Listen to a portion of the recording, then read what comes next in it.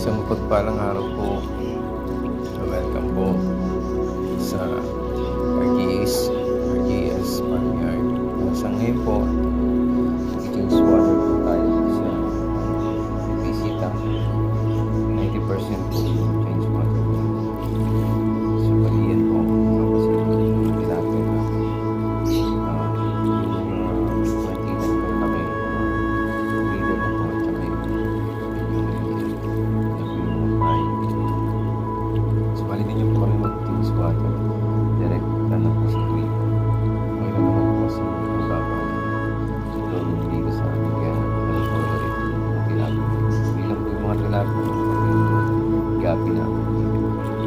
Yan po yung gamit namin palagi sa grass filtration system. Yan yung mga medyo kasya pa dun sa tubo na nakakalos pa po dun sa where hindi ka lahat gusto ito kung may medyo maliit. Yan. Kaya balik na lang po.